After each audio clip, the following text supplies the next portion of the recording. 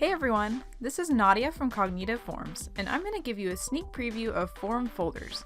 If you're not familiar with this feature, it's basically a set of enhancements to your Forms homepage that allows you to organize your forms and create a better workflow in terms of form management.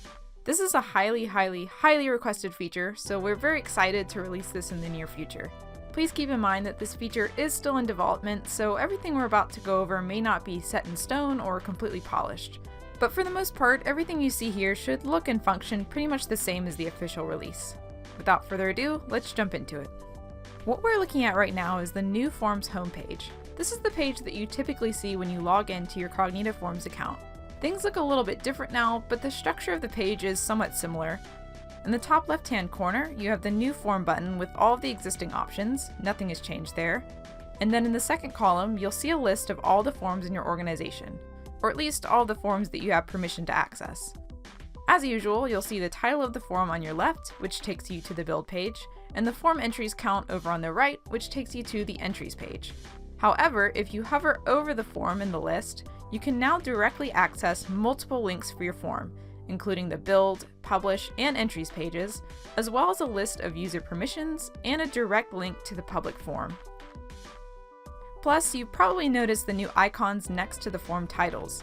These icons help indicate different features on your forms. For example, a payment form will have a credit card icon, forms with data encryption enabled will have a lock, and forms with availability limits will show a calendar, which you can actually hover over to see the availability limit date.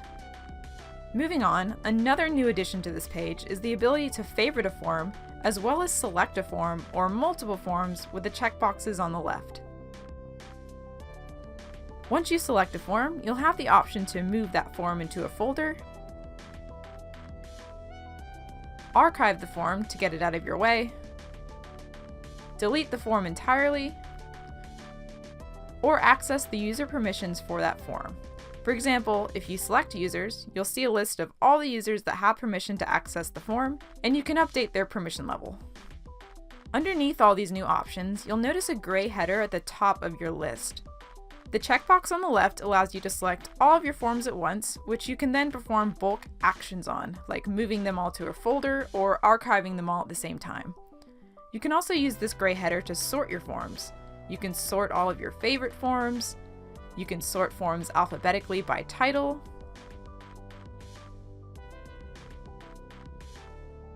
and you can sort forms based on entry count in ascending or descending order. Next, let's talk about some of the new options in the left-hand column over here. At the top, we have a search box, which you can use to simply search for your forms by title. Below the search box, you can choose between a couple of different form views. All Forms is the default view that we're currently in,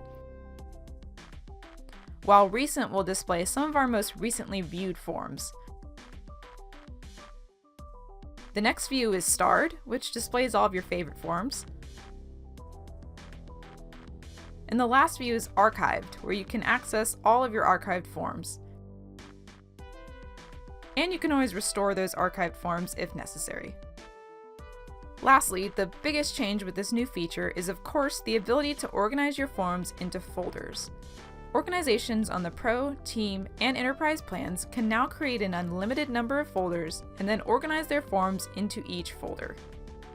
The way folders work is pretty simple. As I mentioned earlier, you just select a form and hit Move in order to move that form into a folder.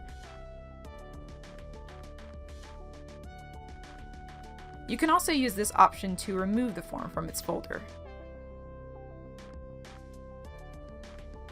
If we take a look at the folder itself, it pretty much looks the same as a regular form view with all the same sorting options.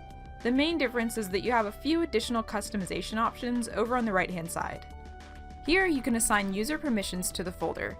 For example, you could give a user a different permission level for this specific folder or not allow them to access the folder at all. Plus, you can assign permissions for specific forms within this folder. The ability to assign user permissions is available to organizations on the Enterprise plan. Next, you can edit the title of the folder, and finally, you can delete the folder if it doesn't have any forms in it. That about wraps up this preview, but if you guys have any questions about form folders or any of these new enhancements that are coming up, be sure to let us know. You can always drop us a note at help.cognitoforms.com. Thanks!